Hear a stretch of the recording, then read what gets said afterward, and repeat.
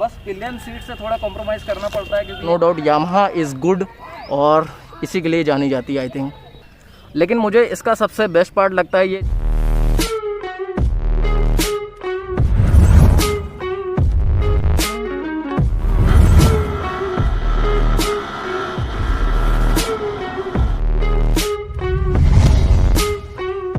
So guys आज मैं आपके सामने रिव्यू कर रहा हूँ brand new Yamaha MT-15 BS6 and ये ब्लैक कलर पे काफ़ी कूल लगती है। एक्चुअली में मुझे फैंसी कलर से ज़्यादा सीरियस कलर ज़्यादा अच्छे लगते हैं और आप लोग मुझे कमेंट्स करके ज़रूर बताना कि आप लोगों को कौन से कलर्स ज़्यादा अच्छे लगते हैं। तो चलो स्टार्ट करते हैं। और फ्रंट से आप ये देख सकते हो इसके DRLs काफ़ी कूल लगते हैं और इसमें आपको प्रोजेक्टर हेडलाइट देखने को मिल जाती हैं जो कि HID की तरह काम करती हैं और काफ़ी अच्छा थ्रो भी है इनका। और इस मोटरसाइकिल में कुछ आफ्टर एक्सेसरीज़ भी लगी हैं तो वो भी मैं आप लोगों को दिखाऊंगा। तो फ्रंट से गाड़ी कुछ रोबोटिक टाइप लगती है और बहुत ही कूल लगती है देखने में। और यहाँ पर ये जो वाइज़र है ये अलग से लगाया हुआ है JB रेसिंग का, तो अगर आप चाहें तो अपनी बाइक में लगवा सकते हैं जिनके पास भी MT-15 है। तो आप देख सकते हैं इसका जो प्लास्टिक का फिनिश है वो काफ़ी बेहतरीन है। और यहाँ पर आप देखिए डिस्क ब्रेक आपको देखने को मिल जाएगा और इस मोटरसाइकिल के साथ आपको सिंगल चैनल ABS देखने को मिलता है। और जिसका फ्रंट वाला टायर साइज है वो 180/17 है, ट्यूबलेस टायर है यहाँ पर देखने को मिल जाता है। और रिम का जो कलर है वो ग्लॉस ब्लैक है एंड काफ़ी चंकी वाले आपको फोक्स देखने को मिल जाते हैं जो कि काबिल तारीफ़ है, बढ़िया लगते हैं ये एकदम। इस मोटरसाइकिल के टैंक की बात करें तो इसकी जो कैपेसिटी है वो 10 लीटर की है और यहाँ पर थोड़ा सा मैट फिनिश दिया गया है। और यहाँ पर आपको MT का लोगो देखने को मिल जाएगा, dark side of Japan. And यहाँ पर आपको यामाहा का लोगो देखने को मिल जाएगा और यहाँ पर MT-15 की ब्रांडिंग देखने को मिल जाएगी। और थोड़े से यहाँ पर फिन्स आपको देखने को मिलेंगे जो कि काफ़ी एस्थेटिक लगते हैं इस मोटरसाइकिल के साथ। और यहाँ पर आपको एक सिंगल हॉर्न का सेटअप देखने को मिल जाता है। अगर यहाँ पे डुअल हॉर्न का सेटअप होता तो मे बी ज़्यादा बेटर होता, लेकिन सिंगल हॉर्न का सेटअप यहाँ पर आपको देखने को मिल जाता है। और टैंक के नीचे भी आपको कुछ चीज़ें देखने को मिलेंगी जैसे कि यहाँ पर आपको ABS का ब्रांडिंग देखने को मिल जाएगा, यहाँ पर MT का ब्रांडिंग देखने को मिल जाएगा। और ये जो पूरा फ्रेम लगा हुआ है ये डेल्टा बॉक्स फ्रेम है जिसकी वजह से आपका कॉर्नर की कॉन्फिडेंस ज़्यादा अच्छी बढ़ जाएगी और कॉर्नर के लिए ये मोटरसाइकिल बहुत ही ज़्यादा कैपेबल है।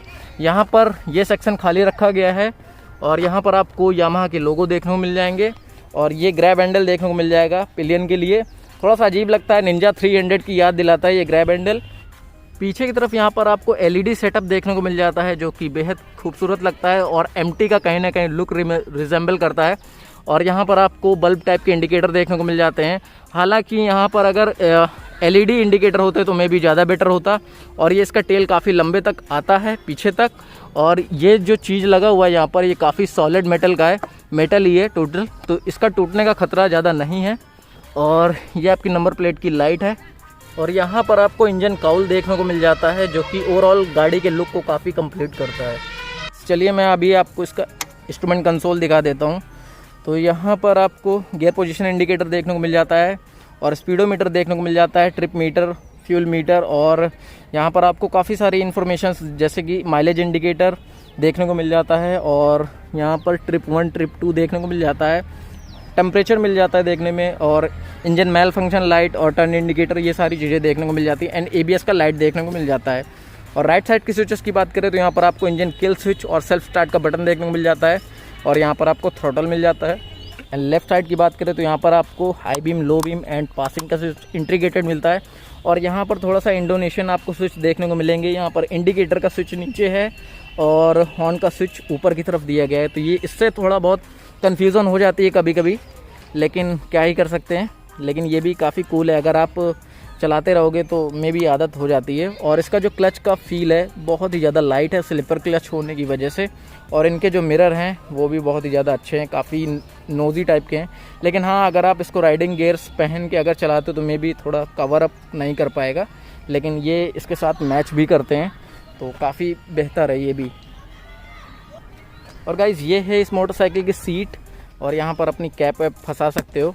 और यहाँ पर JB रेसिंग का रैक लगाया गया है, ये आफ्टर मार्केट है, अगर आप भी लगाना चाहें तो लगा सकते हैं। तो इसका सीट थोड़ा सा डिफरेंट है, यहाँ पर पिलियन के लिए काफ़ी ज़्यादा जगह नहीं है और यामाहा ऑलवेज़ कहता है कि राइड अलोन, तो वही चीज़ यहाँ पर भी इन्होंने फॉलो की है।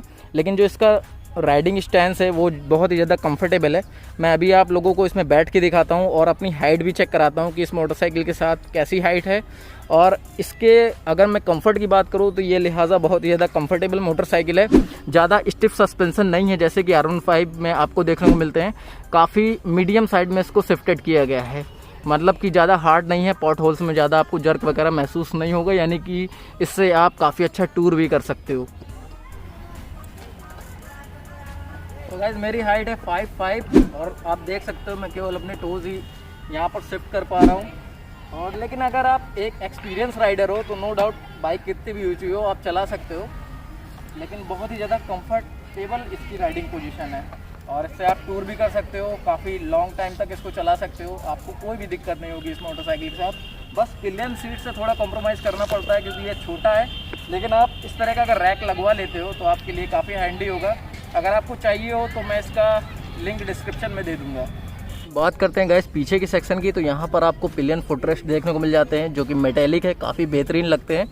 और यहाँ पर आपको मडगार्ड देखने को मिल जाता है और इस साइड से भी मैं आपको दिखाता हूँ, यहाँ पर भी आपको मडगार्ड देखने को मिल जाता है। और ये जो पीछे वाला टायर है यहाँ पर रेडियल टायर आपको देखने को मिलता है जो कि है 140/70/17 का।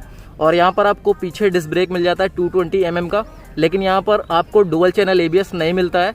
हालांकि आने वाले मॉडल पे डुअल चैनल ABS भी आपको देखने को मिल जाएगा इस मोटरसाइकिल के साथ, और उसकी प्राइसिंग भी थोड़ी बहुत बढ़ जाएगी, लगभग 4000 या 5000 के समथिंग। लेकिन मुझे इसका सबसे बेस्ट पार्ट लगता है ये जो पीछे का सेक्शन ये वाला है। यहाँ पर ये बहुत ज़्यादा क्लीन है, मतलब कि आप कह नहीं सकते हो कि इसमें एक्सपोजेबल वायर दिख रहे हैं या कुछ ऐसा इसमें कुछ नहीं है। बिल्कुल क्लीन है और काफ़ी कूल लगती है, मतलब एवरी एंगल से ये काफ़ी प्रीमियम मोटरसाइकिल है और प्रीमियम है भी। अगर आप करंट में इसको लेने जाओगे तो लगभग 1,71,000 के लगभग पड़ेगी ये मोटरसाइकिल आपको। और अब बात करते हैं इसके मेन पार्ट की, जो कि है इसका इंजन। और इसका इंजन बहुत ही ज़्यादा यूनिक है, वो क्यों है वो मैं अभी आपको बताता हूँ। सो गाइज ये रहा इस मोटरसाइकिल का इंजन। ये 155 सीसी का इंजन है और ये वही इंजन है जो कि आपको R15 वर्जन 3 में देखने को मिलता है। बस इसको थोड़ा सा डी-ट्यून किया गया है और इसको थोड़ा सा टॉर्क ज़्यादा प्रोड्यूस करने के लिए रेडी कर दिया गया है, क्योंकि ये थोड़ा सा नेक्ड स्पोर्ट्स मोटरसाइकिल है इस वजह से। और जो इसकी मैक्सिमम पावर है आपको 18.2 bhp की पावर देखने को मिल जाती है, जो कि प्रोड्यूस करता है 10,000 RPM पर। और जो इसका मैक्सिमम टॉर्क है वो आपको देखने को मिल जाता है 13.9 न्यूटन मीटर 8500 RPM पर। और ये मोटरसाइकिल 4 वाल्व हेड के साथ आती है एंड साथ ही साथ इसमें आपको लिक्विड कूलिंग का भी सपोर्ट देखने को मिल जाता है। जी हाँ, ये लिक्विड कूल्ड है, लेकिन यहाँ पर किसी भी तरह का किक स्टार्ट नहीं देखने को मिलता है। और साथ ही साथ इसकी एक चीज़ और है इस मोटरसाइकिल में कि यहाँ पर आपको स्लीपर क्लच का सपोर्ट देखने को मिलता है, जिससे आपकी गियर काफ़ी स्मूथ हो जाते हैं और गाड़ी का ओवरऑल परफॉर्मेंस काफ़ी बढ़ जाता है। तो नो डाउट ये इंजन बहुत ही ज़्यादा कैपेबल है किसी भी तरह की ट्रेन्स के लिए और किसी भी तरह के राइड के लिए। और नो डाउट ये माइलेज भी काफ़ी अच्छा निकाल कर देती है। यहाँ पर आपको लगभग माइलेज जो मिलेगा लगभग 40 मिल सकता है अगर आप इसको सेंसिबल चलाओगे, 40 to 45 kmpl। और यहाँ पर आपको इंजन कट ऑफ स्विच भी देखने को मिल जाएगा जो कि साइड स्टैंड पे इंक्लूडेड है। और ये मोटरसाइकिल आती है 6 गियर के साथ, तो इसमें आपको दिक्कत लेने की बात ही नहीं, काफ़ी अच्छा स्पीड गेन अप कर देती है। और MT-15 लगभग 140 km/h की स्पीड पकड़ लेती है ईजिली। नो डाउट ये इंजन बहुत ही ज़्यादा कैपेबल है। अगर आप एक ऐसे मोटरसाइकिल को देखना चाहते हैं जो काफ़ी कैपेबल हो इंजन के मामले में, तो no doubt Yamaha is good और इसी के लिए जानी जाती है आई थिंक। और इस मोटरसाइकिल के एग्जॉस्ट की बात करें तो यहाँ पर एग्जॉस्ट में आपको काफ़ी इस तरह का फाइबर देखने को मिल जाएगा और ये R15 की तरह का एग्जॉस्ट है। और इसको मैं अभी आपका इसको एग्जॉस्ट नोट सुनाता हूँ। Let me fire up the bike.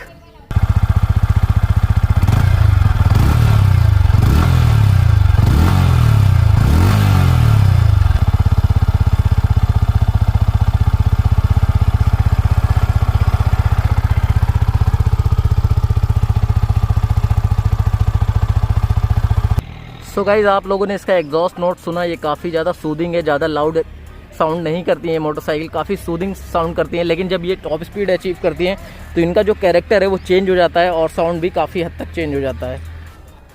So guys ये रहा MT-15 का रिव्यू। आई होप मैंने सारी चीज़ें कवर कर ली होंगी और आप लोग मुझे कमेंट्स करके बताएं कि आप लोगों को ये वीडियो कैसा लगा। और वीडियो पसंद आए तो वीडियो को लाइक कर दीजिएगा एंड चैनल सब्सक्राइब कर दीजिएगा एंड बेल आइकन को जरूर दबाइएगा, जिससे आप लोगों को आने वाली वीडियोज़ का नोटिफिकेशन सबसे पहले मिलता रहे। And thanks for watching guys, always wear helmet and safe ride.